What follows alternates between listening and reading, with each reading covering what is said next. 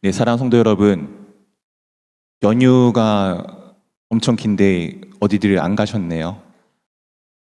네, 이제 아시다시피 10월 10일 정도 하루의 연차를 쓰시면은 열흘이라는 엄청 긴 연휴의 기간입니다. 이 기간이 또 이후에 다가오긴 합니다. 19년 뒤에 있어요. 네, 네, 계산하시죠 이제. 네, 이제 19년 뒤에 또 온다는데 그때까지 강건하게 또 하시고, 네, 뭐 그때 대해서 연차가 필요하실런지 모르겠지만 어쨌든 참 긴 연휴입니다. 이 긴 연휴 가운데 정말 중요한 것은 우리가 함께 주 예수 그리스도 안에서 함께 즐거워하는 시간이 될 수 있기를 원합니다. 제가 이번에 이 연휴를 보면서 별 생각이 없다가 좀 하나 소망을 품게 되었습니다. 저희 지방의 한 교회가 이 기간을 빌어서 교회 성도의 대부분 5분 정도 빼놓고 지금 튀르키예로 선교 여행을 가셨습니다. 놀라지도 않으시네요. 저는 엄청 부러웠는데, 제 소망은 우리 성도님들과 함께 정말 하나님이 주신 땅, 예수님이 직접 사셨던 땅들을 밟아보고 다니는 것 또한 저의 소원이기도 합니다. 어쨌든 또 그런 날들이 있을지 모르겠지만 우리 함께 소망을 품고 나가기를 원합니다. 이 한가위가 또 이제 우리 가족들이 모이는 시간이잖아요. 우리 가족들이 모였을 때 조금 화기애애하십니까? 아니면은 좀 싸늘하십니까? 네, 웃으시는 거 보니 뭐 어디 쪽인가 속해 있으시겠죠? 네. 제가 이제 어제 그저께쯤에 이제 기사를 좀 보다가 특별한 거 본 건 아니고요.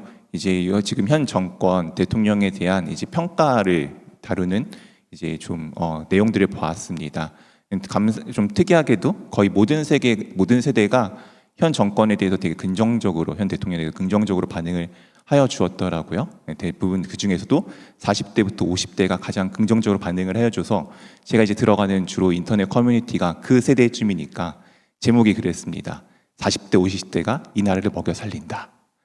그리고서 이제 보니까 특이하게 20대 이하로는 현 정권에 대해서 이제 부정적인 내용들이 조금 많더라고요. 그러면서 그 제가 들어가는 커뮤니티에 40, 50대가 20대들은 글러먹었어, 막 이런 얘기를 하는 것을 보았습니다. 제 머릿속에 한 가지 궁금증이 생겼어요. 20대 아이들은 10대 아이들은 분명히 40대, 50대의 자녀들일 건데 자기 자녀들을 글러먹었다라고 하는 이 세대가 참 맞나? 이 시대가 맞나라는 의문을 좀 갖게 되었습니다. 아마 우리 명절이 그런 것 같습니다.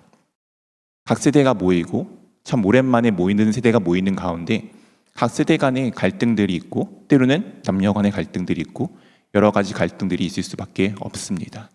아까 이제 문대기 목사님께서 광고 시간에 말씀해 주신 것처럼 때로는 종교적인 문제로 뭐 요즘에는 뭐 기독교인들은 또 요즘에 시대가 많이 좀 제사와는 좀 멀어지는 시대이긴 하지만 그럼에도 불구하고 그런 문제로 많은 다툼들을 하곤 하는 것이 이제 요즘 명절에 어떻게 보면은 좋은 면과 또 안 좋은 면 중에 하나인 것 같습니다.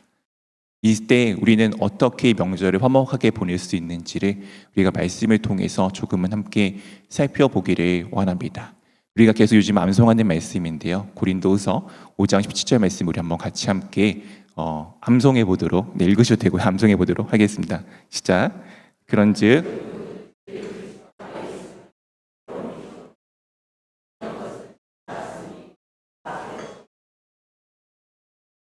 네, 사랑하는 성도 여러분들은 새로운 분들이십니다. 날마다 예수 그리스도 안에서 새로워지시는 분들입니다. 누구든지라고 되어져 있습니다. 내가 어떤 사람이든 어떤 모습이든 관계없이 예수 그리스도 안에 있으면 어떠한 존재라고요?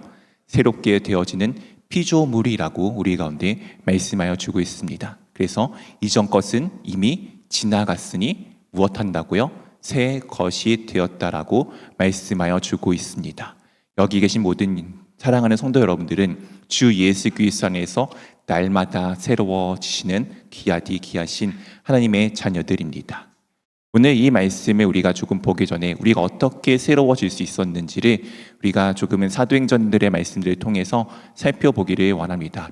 우리 주 예수 그리스도께서 십자가 위에서 우리의 죄를 대신하여 죽으신 이후 3일 만에 부활하시고 제자들과 한 40일 정도 이 땅 가운데 거주하시다가 다시 하나님 곁으로 올라가시면서 다음과 같은 말씀을 우리 가운데 남겨주셨습니다. 사도행전 1장 4절 5절 말씀을 한 절씩 번갈아 가면서 읽겠습니다. 사도와 함께 모이사 그들에게 분부하여 이르시되 예루살렘에 떠나지 말고 내게서 들은 바 아버지께서 약속하신 것을 기다리라.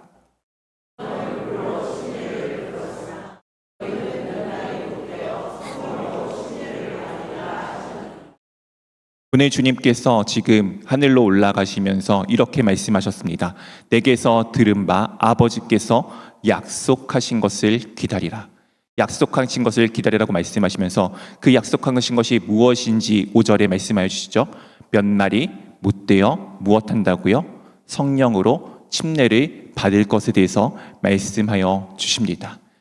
우리 예수님께서는 6월절에 돌아가셨습니다. 그리고 그 날 동안에 40일 정도 이 땅 가운데 거주하시고 그리고 이 날이 이르게 되었습니다. 사도행전 2장 1절부터 4절까지 한 절씩 번갈아 가면서 읽겠습니다. 오순절 날이 이미 이름에 그들이 다 같이 한 곳에 모였더니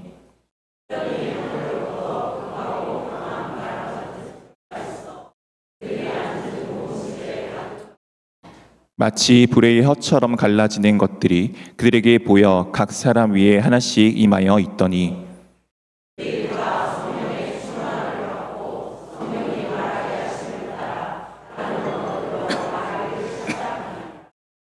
네, 지금 무슨 날이 이르렀다라고 말씀하여 주고 있죠? 오순절 날입니다. 제가 좀 어려운 질문을 드리도록 하겠습니다. 6월절에서부터 오순절까지는 며칠의 차이가 있을까요? 네, 50일 맞습니다. 네, 수근수근 하셨는데 50일 맞습니다. 이 50일은 7.7절이라고도 불려지는 절기와 연계가 되어져 있습니다. 한 주는 7날이죠.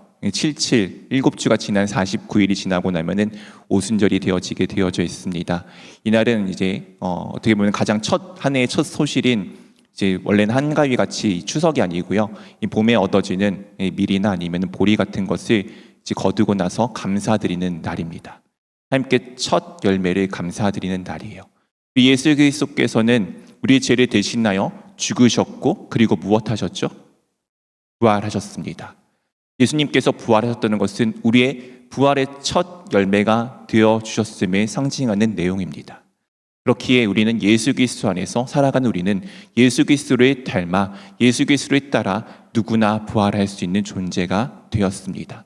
즉 생명이 우리 가운데 영원히 함께한다는 것, 즉 우리가 흔히 표현하는 것으로 영생이 우리 가운데 있는 것을 보여주는 것입니다. 그 첫 열매가 맺어지고 그 첫 감사가 되어지는 이 오순절날, 칠칠절날 지금 무엇이 임하여지게 되었죠? 성령 하나님께서 임하시게 되었습니다. 옛날에는 하나님의 영이 죄를 범한 우리를 떠났지만 이제 그 하나님의 영이 다시 우리 가운데 돌아와 우리가 다시금 살아있는 존재가 되었음을 말씀하여 주고 있는 것입니다. 이 성령 하나님께서 임하시자 무엇을 하기 시작하였죠? 다 성령 충만함을 받고 성령이 말하게 하심에 따라 말을 하기 시작합니다. 그전에는 내 마음대로 내가 원하는 대로 말을 하였지만 이제는 성령 하나님의 인도하심에 따라 말하기를 시작하게 되었습니다. 말한다는 것이 뭐 그렇게 중요하다라고 생각하실지 모르겠지만 말이라는 것은 우리의 중심과 우리의 생각을 표현하는 것입니다. 이 사랑하는 성도 여러분, 지금 머릿속에 무엇인가 다 생각을 하고 계시죠? 목사님은 왜 이렇게 말이 빠를까? 목사님은 좀 어떠실까? 아니면은 뭐 말씀에 집중하시는 분도 계실 거고, 아니면 지금 머릿속에 제사상이 아니죠. 이제 식사에 막 전을 어떻게 부쳐야 될지 이런 것에 염두를 두시고 계시는 분들도 있을 거라 생각합니다. 지금 그것을 무엇으로 지금 하고 계시죠? 생각을 말로 하고 계시지 않습니까? 언어로 하고 계실 것입니다. 즉 언어라는 것은, 말이라는 것은 우리의 생각과 우리의 사고를 이야기하는 것입니다. 그냥 단순히 입 밖에 나오는 말이 아니라 우리의 중심에 어떤 사고를 가지고 있는지를 말하여 주고 있는 것입니다. 오늘 성령님께서 말하게 하심에 따라 말하게 한다는 것은 내가 원하는 대로 내 마음에 내 중심대로 살아가는 삶에서 하나님께서 우리 가운데 부어지는 생각과 그 마음대로 살아가는 삶으로 바뀌었음을, 즉 이전 것은 지나갔으니 보라 새 것이 되었다는 삶을 우리 가운데 상징적으로 보여주고 있는 사실입니다. 우리 사랑하는 성도 여러분들의 삶들이 그러기를 원합니다. 오늘 그렇게 성령 하나님을 따라서 살아가게 되는 사람들의 다음과 같은 삶들을 살아내기 시작합니다. 사도행전 2장 44절부터 47절까지 한 절씩 번갈아 가면서 읽겠습니다. 믿는 사람이 다 함께 있어 모든 물건을 서로 통용하고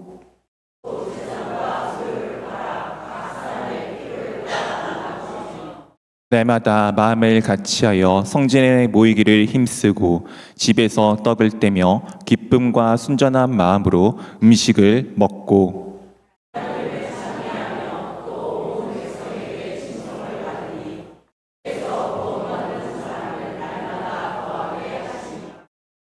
믿는 사람들이 다 함께 있어 무엇을 하기 시작하죠?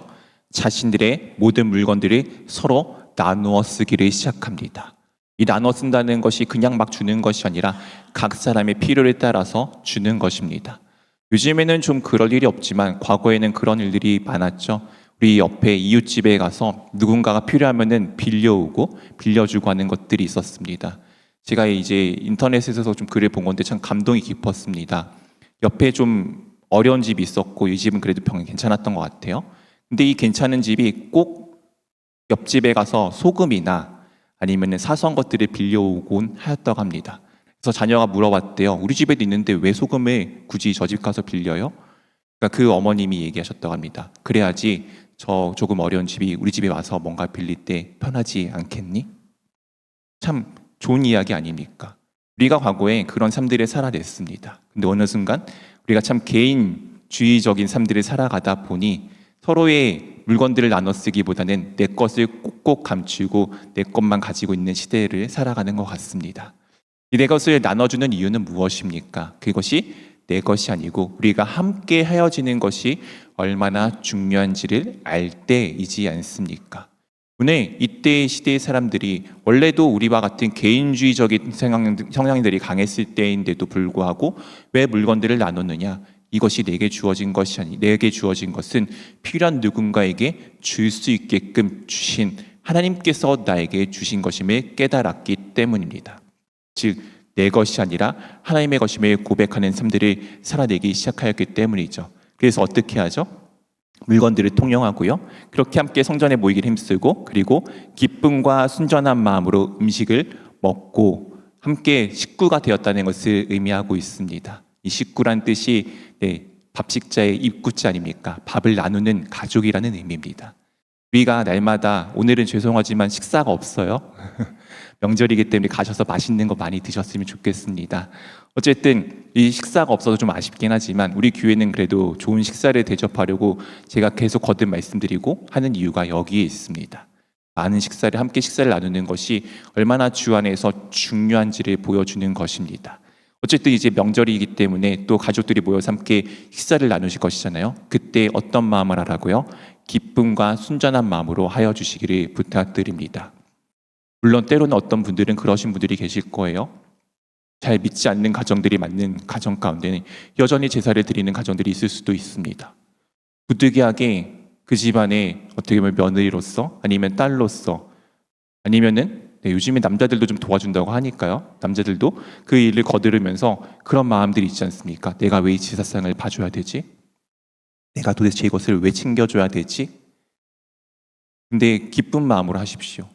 오늘 무엇이라 말씀하고 있죠? 하나님을 찬미하여 또 온 백성에게 친송을 받으니 저는 이 말씀을 보면서 그렇게 한번 생각을 해봤습니다. 제사상을 차리는 것 전에 우리 가족이 먹을 식사를 차린다고 생각하시고 먼저 그 앞에 여러분들이 눈을 감고 예배를 드리십시오. 그럼 그것은 엉뚱한 존재에게 드려지는 것이 아니라 그 귀한 음식들은 이미 하나님께 드려지는 음식이 되지 않겠습니까? 그런 마음으로 그것을 기쁘고 순전한 마음으로 준비해 보십시오. 아마 그 제사상을 차리는 가운데 집안의 다툼이 아니라 오히려 기쁨으로 오히려 내가 이 순간에 먼저 나서서 하나님에게 드리는 것이 되어짐으로써 이 드려지는 제사가 아니고 하나님께 드려진 예배가 되었으면 좋겠다라는 마음으로 시작하시면은 오히려 그 상황들이 더 좋은 시간들이 되지 않겠습니까? 그렇게 하나님 앞에 찬미하기 나기 시작하면은 어떻게 된다고요? 백성들의 칭송을 받게 되어져 있습니다. 먼저 그렇게 하나님 앞에 내가 예배하는 사람이 되어진다면은 그 상황 가운데 함께하는 가족들이 기뻐하지 않겠습니까? 그렇게 그 상들을 볼 때 그런 마음으로 함께 해주시기를 부탁드립니다. 어쨌든 이런 상황 가운데 우리가 어떻게 바뀌어서 어떤 삶들을 살아내는지를 사도행전을 통해서 보았습니다. 여러분들은 새로운 삶들을 살아가는 삶이 되었습니다. 그 증거가 바로 지금 이 자리에 있다는 것입니다. 이 긴 연휴 가운데 어디 안 나가시고 어디 좋은 데 가지 아니하시고 주님 앞에 나왔다는 것이 얼마나 기쁜 일입니까? 그런 여러분들이 이런 사람이 되었음에 고린도후서 5장 18절과 19절 말씀 가운데 말씀을 주고 있습니다. 한 절씩 번갈아 가면서 읽겠습니다. 모든 것이 하나님께로서 났으며 그가 그리스도로 말미암아 우리를 자기와 화목하게 하시고 또 우리에게 화목하게 하는 직분을 주셨으니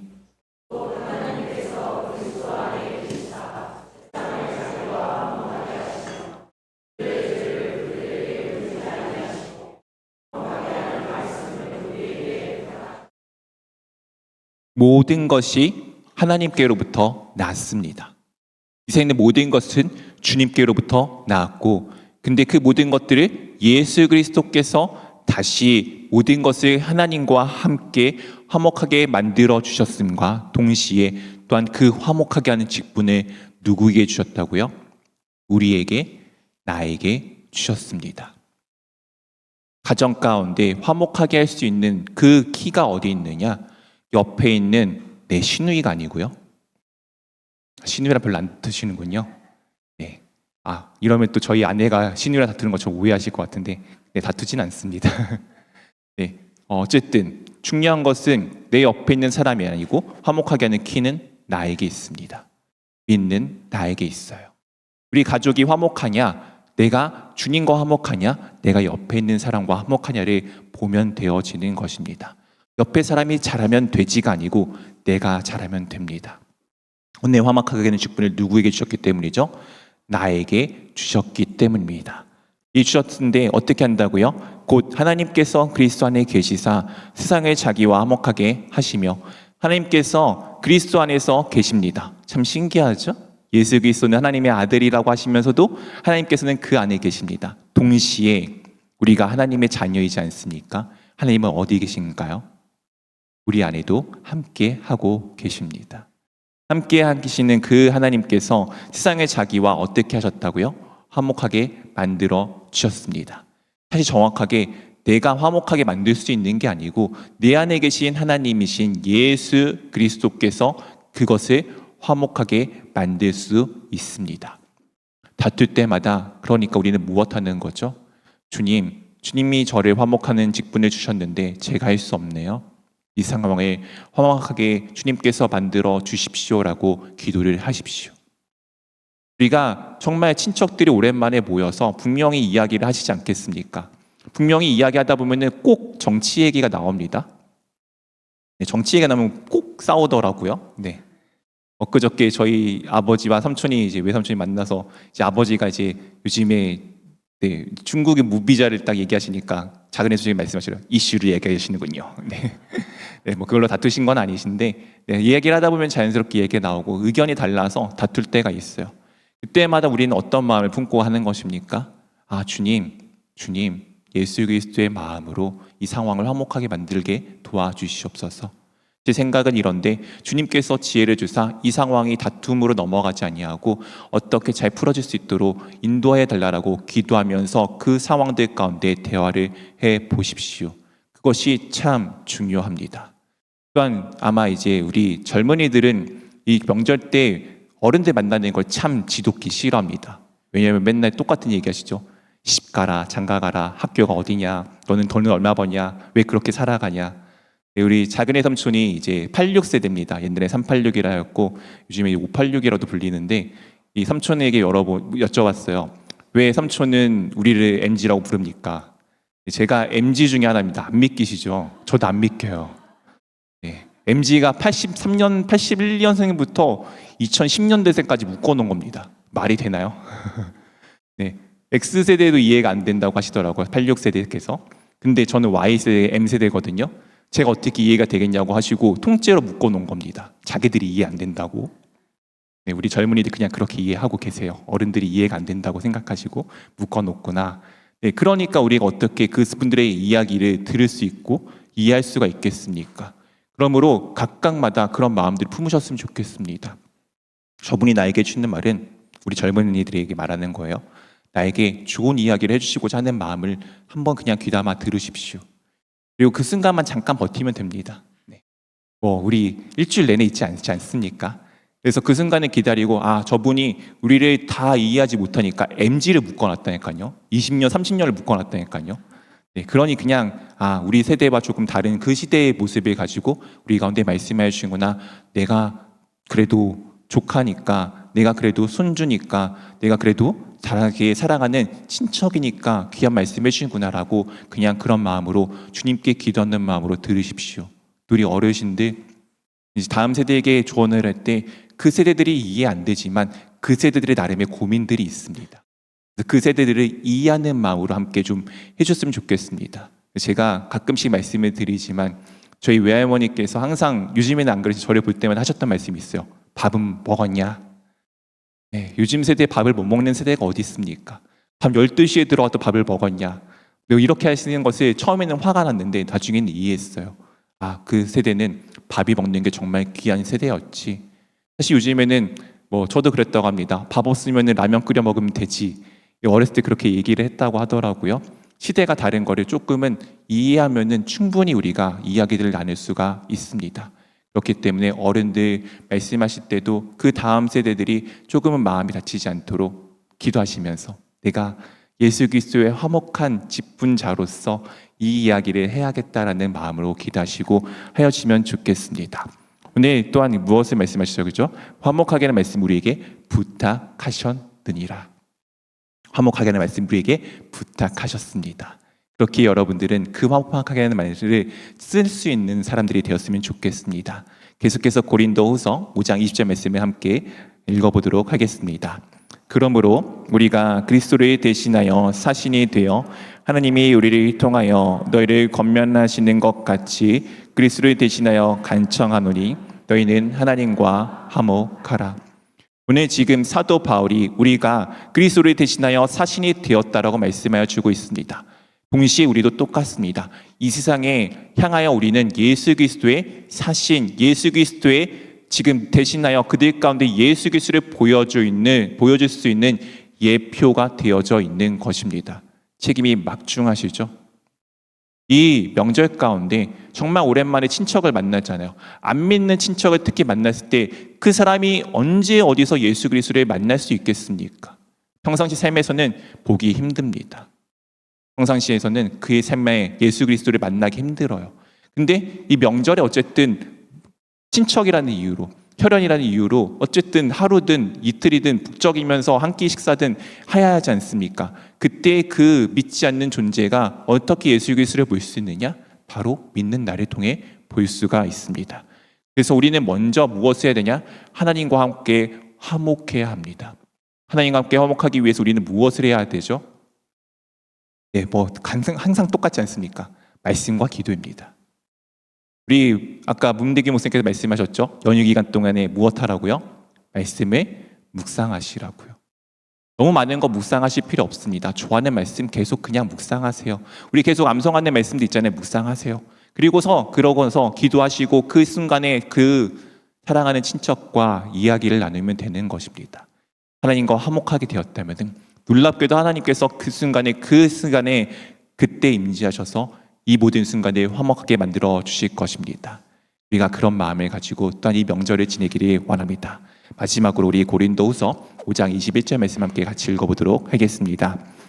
하나님이 죄를 알지도 못하신 이를 우리를 대신하여 죄로 삼으신 것은 우리로 하여금 그 안에서 하나님의 의가 되게 하려 하심이라. 하나님이 죄를 알지도 못하시는 이를 우리 주 예수 그리스도를 말씀하고 계시는 것이죠. 우리를 대신하여 죄로 삼으신 것은 우리의 죄를 대신하여 십자가 위에서 죽이신 이유는 무엇입니까? 우리로 하여금 그 안에서 예수 그리스도 안에서 하나님의 의가 되게 하기 위함이십니다. 우리 사랑하는 성도 여러분, 여러분들은 예수 그리스도를 닮은 주님의 자녀들입니다. 이 세상의 사람들은 죄가 죄인지 몰라요. 우리는 분명히 이야기하죠. 예수 그리스도만이 진리라고. 근데 세상 사람들은 그것을 배타라고 이야기합니다. 그것이 진리라고 이야기하는 그것을 싫어합니다. 근데 그것이 진실이고 사실인데 우리가 어떻게 할 수가 있겠습니까? 사실 수많은 것은 타협할 수 있습니다. 수많은 것들은 타협할 수 있어요. 근데 예수님이 하나님이시라는 것, 그분이 나의 삶의 주인이라시는 것, 그분이 나의 삶의 구원자라는 것은 절대 타협할 수가 없습니다. 분명 말씀하시죠. 예수 그리스도 외에 다른 이름을 우리에게 주신 적이 없다라고. 구원은 오직 주님에게만 있습니다. 근데 그것을 우리가 그들에게 강요한다고 되어지는 것은 아닙니다. 오늘 어떻게 해야 하셨죠? 예수님께서 그것을 알리시기 위해서 우리의 죄를 대신하여 죽으셨습니다. 어쩔 수 없어요. 진리를 갖고 있는 우리가 진리를 모르는 그들을 대신하여 죽을 수밖에 없는 것입니다. 우리 주님이 그렇게 하셨으니까요. 그러니 내가 죽은 자로 여기면서 오늘 초대교회들이 자신의 물건들을 통용하고 자신의 것을 내어준 것처럼 그렇게 어쩔 수 없이 주님을 닮은 마음으로 그들을 사랑하는 마음으로 여러분들을 내려놓아 주시기를 바랍니다. 주님께 그냥 나의 자신이 안 된다고 올려드리시기를 원합니다. 그러면은 그 누군가가 그 상황을 보고 알게 되시겠죠. 아, 예수님이 나를 위해 죽으신 것처럼 저 나의 사랑하는 나의 가족이, 나의 친척이 그렇게 예수님을 닮아 나에게 이 사랑을 베푸는구나.